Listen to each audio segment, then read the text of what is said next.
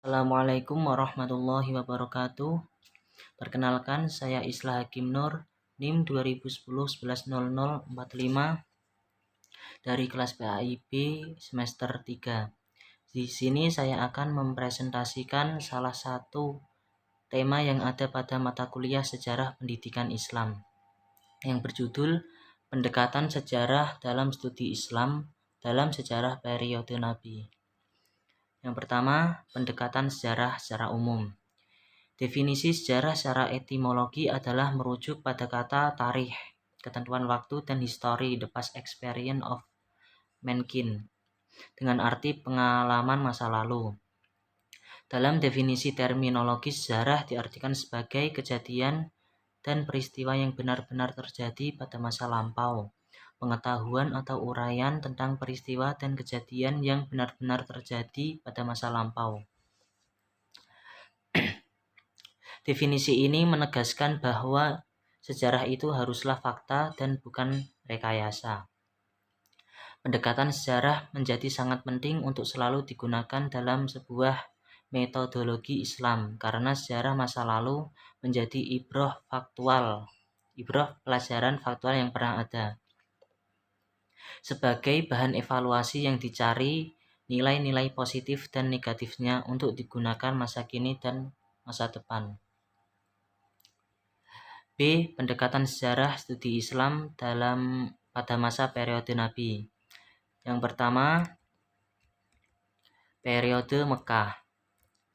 Saat Nabi Muhammad berusia 40 tahun, saat Nabi Muhammad di Gua Hiro pada tanggal 17 Ramadan tahun 661 Masehi, malaikat Jibril muncul di hadapan Nabi Muhammad dan menyampaikan wahyu Allah yang pertama, yaitu surat Al-Alaq ayat 1-5.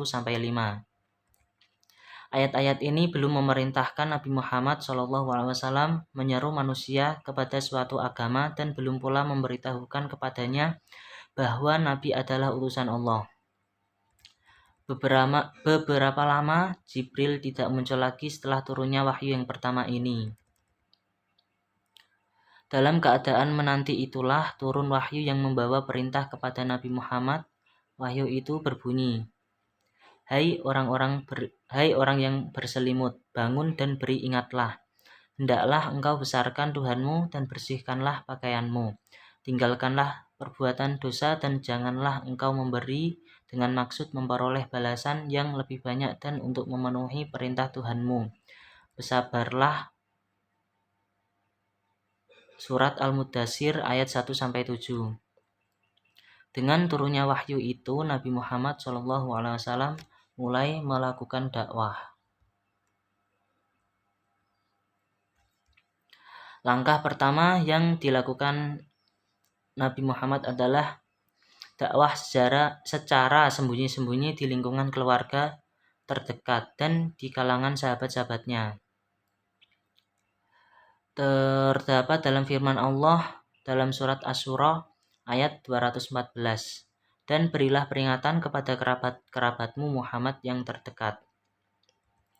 Sebab itulah orang yang pertama kali menerima dakwahnya adalah keluarga dan sahabat terdekat yang dikenal dengan As-Sabiqunal Awwalun, di antaranya Khadijah, Ali bin Abi Thalib, Abu Bakar, Zaid, Ummu Aiman.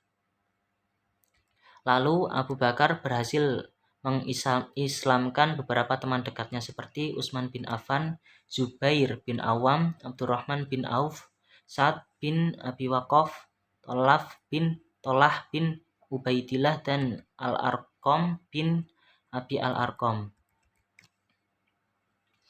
Pelaksanaan pendidikan dipusatkan di rumah Nabi Muhammad dan yang menjadi gurunya adalah Nabi Muhammad. Caranya dengan memberikan nasihat-nasihat yang langsung diamalkan, baik yang berkaitan dengan akhlak atau bukti-bukti yang luhur maupun ibadah, yaitu menyembah hanya kepada Allah semata dan menjauhkan diri dari kemusyrikan. 3 tahun pertama sejak diutusnya Nabi Muhammad melakukan dakwah secara sembunyi-sembunyi. Selanjutnya dakwah dilakukan secara terang-terangan secara lisan. Hal ini diturunkan dalam surat Al-Hijr ayat 94 yang artinya, maka sampaikanlah Muhammad secara terang-terangan segala apa yang diperintahkan kepadamu dan berpalinglah dari orang yang musyrik. Sejak turunnya ayat ini, Nabi Muhammad mulai dakwah secara terbuka dalam menyebarkan agama Islam.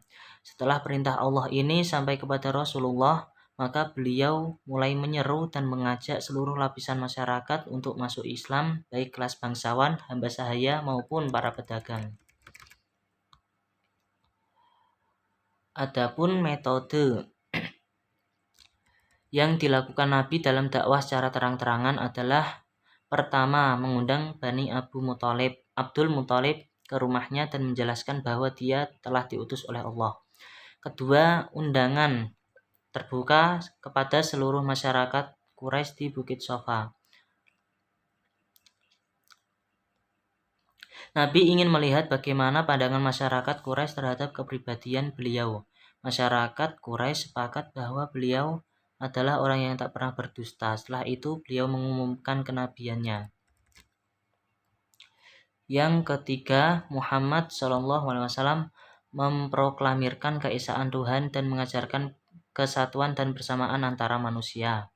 Keempat, Nabi mengadakan pertemuan khusus dengan orang-orang yang percaya kepada beliau untuk aktivitas pembacaan tilawah, pengajaran taklim, dan persucian takziah di rumah Arqam bin Abil Arqam dan merupakan sekolah Islam yang pertama.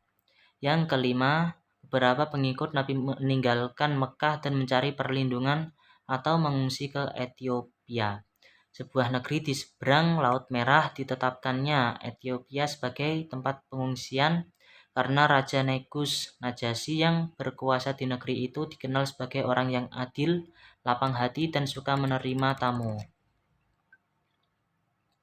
Yang kedua, periode Madinah.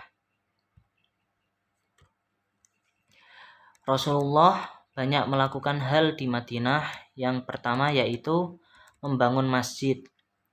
Masjid ini merupakan karya pertama Nabi Muhammad SAW untuk landasan yang kuat bagi kehidupan Islam dan sebagai pusat kegiatan ibadah dan pengajaran agama Islam. Yang kedua adalah mempersaudarakan kaum Muhajirin dan Ansor. Yang ketiga, membuat piagam persaudaraan dengan golongan penduduk Madinah non-Muslim, yaitu kaum Yahudi dan kaum Nasrani terikat dalam perjanjian piagam Madinah. Pendidikan pertama yang dilakukan Nabi Muhammad SAW memperkuat persatuan kaum muslimin dengan mengikis sisa permusuhan dan persukuan. Metode pendidikan Islam pada zaman Rasulullah yaitu metode tanya-jawab, metode ceramah, dialog, metode perumpamaan, metode kisah, metode pembiasaan, dan metode hafalan. Cara Nabi melakukan pembinaan dan pengajaran pendidikan agama Islam di Madinah adalah sebagai berikut. Yang pertama yaitu pembentukan dan pembinaan masyarakat baru menuju satu kesatuan sosial dan politik. Nabi Muhammad SAW mulai meletakkan dasar-dasar terbentuknya masyarakat yang bersatu padu secara intern, ke dalam dan keluar, diakui dan disegani oleh masyarakat lainnya sebagai satu kesatuan politik. Yang kedua yaitu pendidikan sosial, politik, dan kewarganegaraan.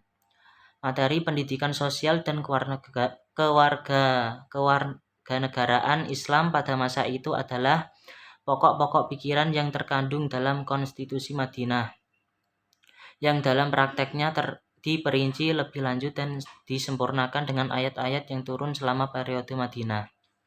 Tujuan pembinaan adalah agar secara berangsur-angsur pokok-pokok pikiran konstitusi Madinah diakui dan berlaku bukan hanya di Madinah saja, tetapi luas, baik dalam kehidupan bangsa Arab maupun dalam kehidupan bangsa-bangsa di seluruh dunia.